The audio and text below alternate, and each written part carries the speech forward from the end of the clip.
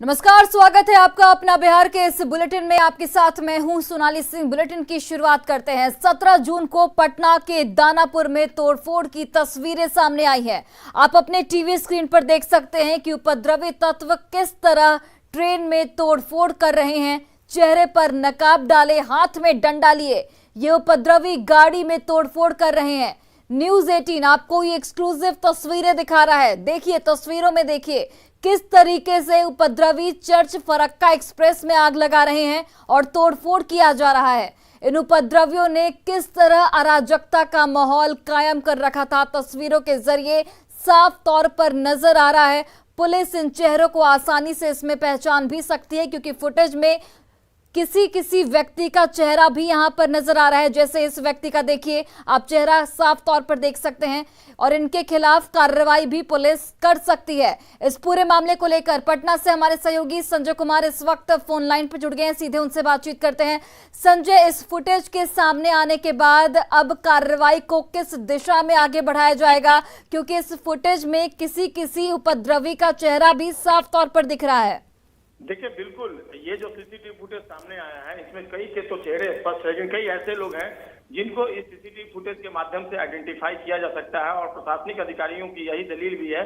उनका कहना है कि ये जो सीसीटीवी फुटेज है ये तुरुप का पत्ता साबित होगा और न्यूज 18 पर यह एक्सक्लूसिव सीसीटीवी फुटेज फिलहाल चल रहा है। और निश्चित तौर पर जो असामाजिक तत्व हैं जिन्होंने रेलवे की संपत्ति को नुकसान पहुंचाया, केवल दानापुर रेलवे स्टेशन की बात कर लें तो यहाँ वहां 200 करोड़ रुपए से अधिक की संपत्ति को नुकसान पहुंचाया गया है। और ऐसे में यही जो असामाजिक तत्व हैं, यही जो उपद्रवी हैं, जिन्होंने अग्निपथ योजना के विरोध में आंदोलन की शक्ल को हिंसक रूप दिया और इस तरीके से कानून व्यवस्था को अपने हाथों में लेकर प्रशासन को खुली चुनौती दी। लेकिन अब इन्हें अपनी जो इन्होंने जो करतूत दिखाई है वो महंगा पड़ेगा और निश्चित तौर पर प्रशासनिक अधिकारी हो या पुलिस प्रशासन के लोग हों, ऐसे असामाजिक तत्वों की लगातार खोजबीन कर रहे हैं। कई लोग गिरफ्तार किए गए हैं, लेकिन ये संख्या 1000 से 1500 लोगों के बीच थी। उसकी तुलना में गिरफ्तारी अभी भी कम है और निश्चित तौर पर ये सीसीटीवी फुटेज सामने आने के बाद न केवल गिरफ्तारी की संख्या बढ़ेगी, बल्कि कानूनी शिकंजा भी ऐसे असामाजिक तत्वों पर कसा जा सकेगा। जी बिल्कुल संजय, ये भी आपसे जानना चाहेंगे कि इस फुटेज के अलावा पुलिस के पास और क्या कुछ इनपुट है।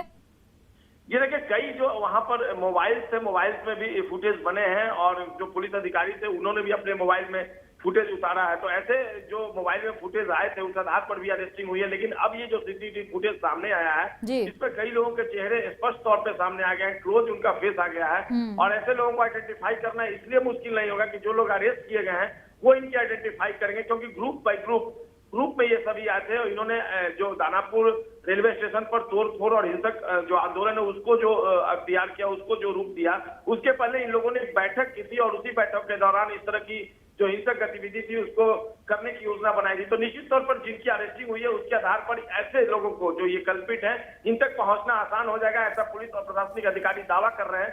और देखना होगा अब ऐसे लोगों की गिरफ्तारी कितनी जल्दी हो जाती है जिन्होंने राष्ट्र और सार्वजनिक संपत्ति को नुकसान पहुंचाया है। जी बिल्कुल, चलिए संजय, बहुत बहुत धन्यवाद तमाम जानकारियों के लिए।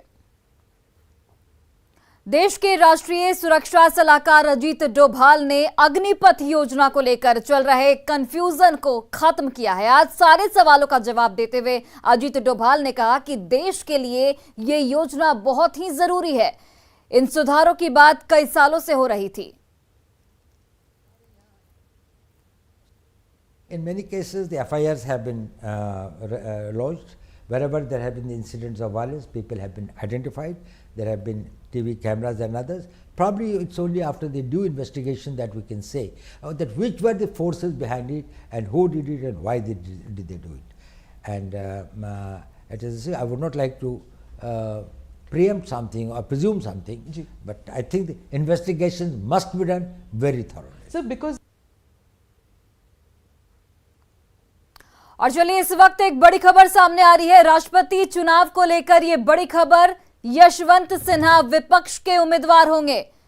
बड़ी जानकारी, बड़ी खबर आपको बता रहे हैं। राष्ट्रपति चुनाव से जुड़ी हुई विपक्ष के उम्मीदवार यशवंत सिन्हा होंगे। तो ये बड़ा अपडेट राष्ट्रपति चुनाव को लेकर सामने आया है। कुछ दिनों बाद राष्ट्रपति चुनाव होगा और उसमें यशवंत सिन्हा विपक्ष के उम्मीदवार के तौर पर सामने है। उनका नाम फाइनल हो चुका है। विपक्ष के उम्मीदवार होंगे यशवंत सिन्हा। मोकामा के आरजेडी विधायक अनंत सिंह को AK-47 बरामदगी मामले में 10 साल की सजा सुनाई गई है। MP MLA कोर्ट ने यह सजा सुनाई है। पिछली सुनवाई में कोर्ट ने मोकामा के बाहुबली विधायक अनंत सिंह को दोषी करार दिया था। अनंत सिंह के घर से AK-47 और हैंड ग्रेनेड मिले थे। विधायक के नदवा स्थित आवास पर पुलिस ने 2019 में छापेमारी की थी, जहां से AK-47 हैंड ग्रेनेड और कारतूस बरामद किए गए थे। तो सारी परिस्थिति बहस के बाद 10 साल की सजा दी गई है। सारी सजाएं जो भी है, जिस सेक्शन में 3 सेक्शन में सजा नहीं किया गया था, 25(1)(b)(a), 25(1)(b)(c), इसमें सजा नहीं दी गई। जिस भी ऑफेंस में है उसमें 10 साल की सजा दी गई और सारी सजाएं साथ साथ चलेंगी दोनों अभियुक्त को। किनको मिला है? कितने लोगों को सजा हुई है? दो एक सुनील राम थे जो कहा, और लोग अभियुक्त नहीं 2 ही हैं इस केस में, 2 ही हैं। अनंत कुमार सिंह निश्चित, सुनील राम को भी 10 साल ही सजा हुई है, विधायक जी को भी, दोनों को। सुनील जी हाईकोर्ट जाएंगे आप? निश्चित हाईकोर्ट जाएंगे, है हम लोग आशा है। और AK-47 केस में अनंत सिंह को सजा मिलते ही बिहार में सियासत गर्मा चुकी है। आरजेडी और कांग्रेस ने जहां नीतीश सरकार पर हमला बोला है, वहीं जेडीयू और बीजेपी ने कहा है कि सुशासन की सरकार में अपराधियों का बच निकलना नामुमकिन है। आज माननीय न्यायालय ने माननीय विधायक श्री अनंत सिंह जी के ऊपर जो फैसला सुनाया है, माननीय न्यायालय के फैसले पर कोई टीका टिप्पणी नहीं। अब ऊपरी अदालत में जाने का रास्ता भी है। न्यायिक प्रक्रिया के तहत सजा मिली है और निश्चित रूप से ये एक संदेश है कि आप अपने आप को कितने भी बड़े समझ लें, लेकिन अगर आप गलत हैं, कानून के नज़र में आप गलत हैं, आपने गलत किया है, तो सजा आपको मिलनी तय है। जैसी करनी वैसी भरनी। अनंत सिंह जी को आज 10 साल की सजा हो गई। जब न्यायालय ने फैसला दिया तो यह सिद्ध होता है, और इस प्रकार से जो भी लोग हैं कहीं ना कहीं वो शामिल हैं, दोष उन पर आरोपित होता है, तो निश्चित रूप से उचित सजा इस बिहार की एनडीए सरकार में संभव है। देखिए, अनंत सिंह के पास अभी कई कानूनी विकल्प बाकी हैं और वो निश्चित तौर पर उन विकल्पों की तरफ जाएंगे ही जाएंगे। हम बस ये अपेक्षा रखते हैं कि सत्ता पक्ष ने जितनी तत्परता अनंत सिंह के मामले में दिखाई है, उतनी ही तत्परता आम लोगों के मुकदमों के मामले में भी दिखाती है। और मोकामा के विधायक अनंत सिंह को 10 साल की सजा मिलने पर उनके करीबी लोग बेहद मायूस हैं। हालांकि उन्हें हाईकोर्ट पर भरोसा है कि उन्हें न्याय जरूर मिलेगा। करीबियों के मुताबिक उन्हें फंसाया जा रहा है। हम लोग घरवालाए नहीं हैं, न्यायालय पर भरोसा है। अभी हाई कोर्ट है, सुप्रीम कोर्ट है, और सरकार इसको फंसाया गया है। सरकार खुद जान रहा है। कहा जा रहा है कि विधायकी भी चली जाएगी। विधायकी चली जाएगी तो अभी स्टे कहीं हाई कोर्ट में हुआ तो विधायकी को नहीं जाएगी। उस समय लिपि सिंह छापेमारी की थी, बड़ी फोर्स उठाया था। हाँ, वही रखबे किया था हथियार तक। हाँ, तो अभी भी जनता के बीच में है अनंत सिंह, अभी भी जनता के बीच में है लदमा में। हाँ, अभी हम खड़े हैं बाढ़ के नदावा पंचायत में। ये नदावा मोकामा विधायक अनंत सिंह का पैतृक गांव है। आज कोर्ट की सजा सुनने के बाद नदावा में उनके समर्थकों के बीच काफ़ी मायूसी देखी जा रही है। हालांकि कुछ समर्थक बताए हैं कि अभी हाईकोर्ट पर भरोसा है और आगे हाईकोर्ट का दरवाजा खटखटाएंगे। आप हमारे पीछे जो देख रहे हैं, ये वही सामुदायिक भवन था जिस समय लिपि सिंह 1999 में यहाँ छापेमारी करके 47 बरामदगी की बात कहा करती थी। और कुछ आपको जगह दिखा रहे हैं, ये पैतृक आवास है मोकामा विधायक का पुराना। ये गौशाला आप देख सकते हैं, और ये पैतृक आवास जहाँ उस समय के तत्कालीन ग्रामीण एसपी कांतेश मिश्र और एसपी लिपि सिंह ने भारी संख्या में दलबल के साथ 14 घंटे की कार्रवाई करने के बाद 47 बरामद होने की बात कही थी। नदावा गाँव में अनंत सिंह के समर्थकों को अभी भी पूरा यकीन और भरोसा है कि उनको हाई कोर्ट से राहत मिलेगी। अब देखना है कि निचली अदालत से फैसला आने के बाद ऊपरी अदालत में विधायक कब अपना दाखिल खारिज करते हैं। अनिरुद्ध, न्यूज़ 18 बाढ़। और बिहार में अग्निपथ योजना के दौरान हिंसक प्रदर्शन को लेकर बिहार पुलिस पर लगातार सवाल उठ रहे हैं। पुलिस की कार्यशैली पर उठे सवाल पर बिहार के डीजीपी एसके सिंघल ने सफाई दी है। उन्होंने क्या कहा ये आपको सुनाते हैं। ठीक है, जिस जिसका नाम आ रहा है, जिस जिसके खिलाफ एविडेंस आएगा उस पर कार्रवाई होगी, कानूनी कार्रवाई होगी। बिल्कुल अभी ये इस पे कुछ नहीं कह सकते हैं। अभी हमारा अनुसंधान चल रहा है। अनुसंधान जैसे जैसे आगे बढ़ेगा ना, उससे पिक्चर और क्लियर हो जाएगा। लोगों के अलग अलग परसेप्शन है। मैं किसी के परसेप्शन पर किसी प्रकार की कोई टिप्पणी करना नहीं चाहता। हमारा जो अनुसंधान में जो चीज़ सामने आएगी वो मैं आपसे शेयर करूंगा और उसी के आधार पर कार्रवाई होगी।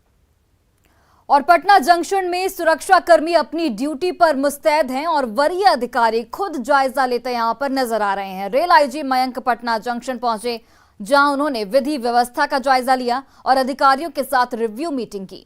आईजी ने न्यूज 18 से बातचीत में कहा कि फिलहाल सब कुछ सामान्य हो गया है, बावजूद इसके अभी सुरक्षा कर्मी तैनात रहेंगे। उन्होंने ये भी कहा कि सभी उपद्रवियों के खिलाफ लगातार कार्रवाई जारी है। इन्होंने आम लोगों से भी अपील की है कि रेलवे की संपत्ति को किसी भी हाल में नुकसान नहीं पहुंचाएं।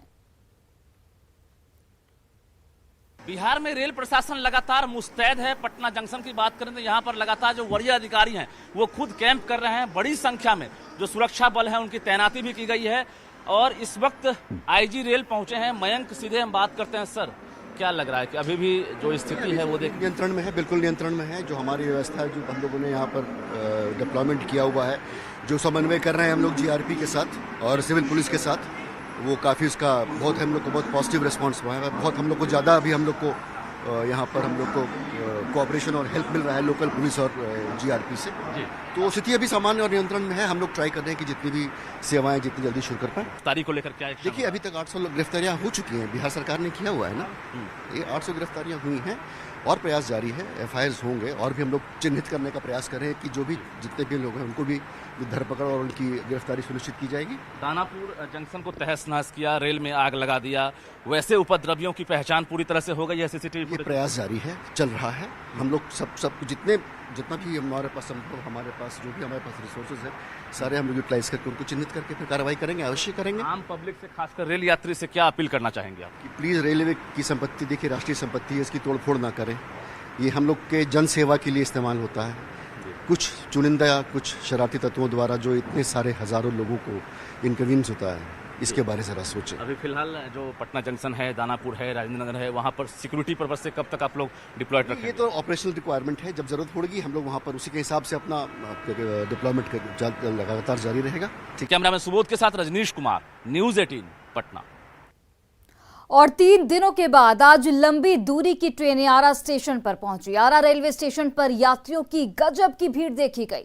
जैसे ही प्लेटफॉर्म नंबर 1 पर मगध एक्सप्रेस पहुंची तो एसी बोगी में जनरल यात्री घुस गए। यात्रियों ने बताया कि ट्रेन की अभी कमी है, इसलिए उन्हें मजबूरी में घुसना पड़ा है, लेकिन इससे कंफर्म टिकट वाले यात्रियों को भारी परेशानी हुई।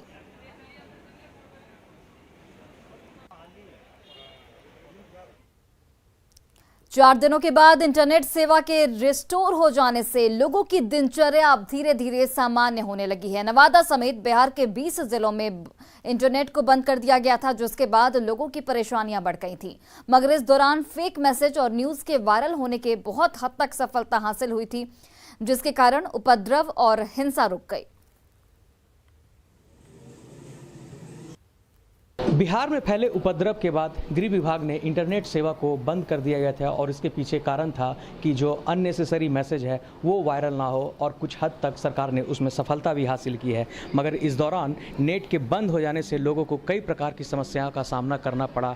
आर्थिक रूप से लेकर लोगों को कई प्रकार की समस्याएं झेलनी पड़ी, वो चाहे बैंकिंग का कार्य हो, बिजनेस का कार्य हो, या फिर रेलवे या फिर किसी अन्य प्रकार का कार्य जो इंटरनेट पर आधारित था, वो पूरी तरह से प्रभावित हुआ।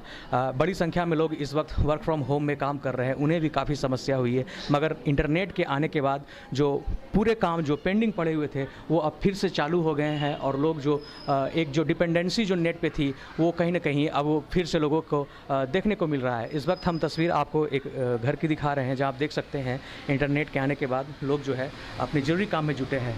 अब आइए कुछ लोग से हम जानते हैं कितना असर डाला नेट बंद था आपका? तो नेट बंद होने से बहुत दिक्कत हुआ। सबसे पहले तो हमारा काम नहीं हो पा रहा था ऑफिस का, बंद हो गया था हम लोग को। तो हम लोग के लिए कुछ अच्छा भी हुआ है, कुछ खराब भी हुआ है।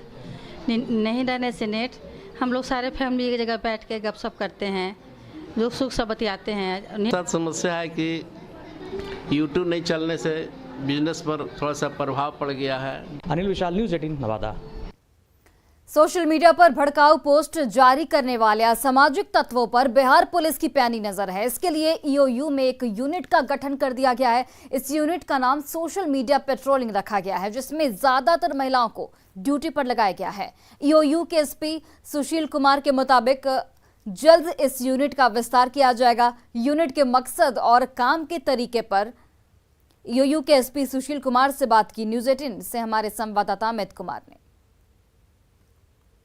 सोशल मीडिया पर अगर किसी तरह की गड़बड़ी की तो आपके खिलाफ सख्त कार्रवाई की जाएगी और इसको लेकर के आर्थिक अपराध इकाई में सोशल मीडिया जो पेट्रोलिंग टीम जो है वो लगातार नजर बनाए हुए है। देख सकते हैं यहाँ पे आर्थिक अपराध इकाई में जो है ये सेल बनाया गया है और जो भी तत्व सोशल मीडिया पर किसी भी तरह की टिप्पणी करते हैं, लोगों को भड़काने का, उकसाने का या किसी भी तरह की टिप्पणी करते हैं तो उनके खिलाफ पैनी नज़र रखी जाती है। तो ये पूरी टीम जो है वो लगातार इस तरह से सोशल मीडिया पर पैनी नज़र रखे हुए है। नहीं कि जिससे बहुत भड़काने वाला या गलत तरीके से चीज़ों को इंटरप्रेट करने की बात आ रही है। तो इस संबंध में कई बार हम लोगों को हम लोगों ने जिलों से भी लगातार कॉन्टैक्ट रखा है। जिलों से भी कुछ फीड्स आते हैं, कुछ हेडक्वार्टर से भी आता है, तो हम लोग उस पर एक्शन भी लेते हैं और अपनी तरफ से कुछ नंबर्स या इस तरह के जो सस्पेक्टेड ग्रुप्स के आईडीज और ये हैं उनके लिए जो आगे विधिक कार्रवाई है उसके लिए हम लोग करते हैं। बिल्कुल। तो ये देखिए ये आर्थिक इकाई का ये सोशल विंग है जहाँ पे लगातार पैनी नज़र जो है लोग रख रहे हैं और जैसा कि एसपी सुशील कुमार भी कह रहे हैं कि जो आईटी एक्ट है या दूसरी जो धाराएं हैं आईपीसी की, सोशल मीडिया पे न्यूसेंस फैलाने वाले लोगों के खिलाफ जो है वो धाराएं लगा दी जाती है, मुकदमा दर्ज करके कार्रवाइयाँ की जाती है। लेकिन सबसे बड़ी बात है कि बिहार पुलिस का ये बेहतर कदम जो है वो कहीं न कहीं कानून व्यवस्था बनाए रखने के लिए उठाया गया है और इसके बेहतर परिणाम भी जो है वो देखने के लिए मिल रहे हैं। कैमरा पर्सन मनीष जुनेजा के साथ अमित कुमार, न्यूज़ 18 पटना। औरंगाबाद में पिछले 24 घंटे के भीतर हुई हत्या की 3 वारदातों से पूरे जिले में दहशत की स्थिति है। पहली घटना बारुण थाना क्षेत्र के जानपुर गांव की है, जहां एक युवा किसान की गोली मारकर हत्या कर दी गई। वहीं ओबरा थाना क्षेत्र के पुरनाडी गांव में एक पेट्रोल पंप कर्मी की धारदार हथियार से हत्या कर दी गई। हत्या की तीसरी वारदात दाऊदनगर थाना क्षेत्र के नालबंद टोला की है, जहां एक किशोर की चाकू से गोद कर हत्या कर दी गई। पोखरा पर जो 2 आदमी इसके साथ रहते थे उसने बताया। सुबह में हम लोग उठे, कोई जानकारी नहीं है कि आया है पटना से, लेकिन कटहा गांव के कुछ निवासी लोग लेटरिन के लिए जाते हैं रोड की तरफ, तो लोग देखे तो वही लोग खबर किया कि आपके भतीजा का मरा। गोली लगा? गोली लगा। और क्या लगा है? चाकू से? चाकू का भी साहब तो बोल रहे थे कि चाकू से भी मारा गया है। और खबर पटना सिटी के खाजो कला से है, जहां सीढ़ी घाट से बीते 16 जून से मछुआरे मामा भांजे लापता है। मोहम्मद रियाज और मोहम्मद अलाउद्दीन की अब तक सकुशल बरामदगी नहीं होने से परिजन बेहद नाराज हैं और उन्होंने सड़क पर उतरकर जमकर हंगामा मचाया। आक्रोशित परिजनों ने आलमगंज के पास सड़क पर अगजनी कर मुख्य सड़क को जाम कर दिया है। बाद में पुलिस ने लोगों को समझाकर वहां से हालांकि हटा दिया है। ये भी जानकारी मिल रही है कि आलमगंज मछली कारोबारी मोहम्मद रियाज अपने भांजे मोहम्मद अलाउद्दीन के साथ 16 जून को मछली मारने सीढ़ी घाट गए थे और उसके बाद से दोनों वापस घर नहीं लौटे। परिजनों ने स्थानीय निवासी मनोज कुमार पर अपहरण का शक जाहिर किया है।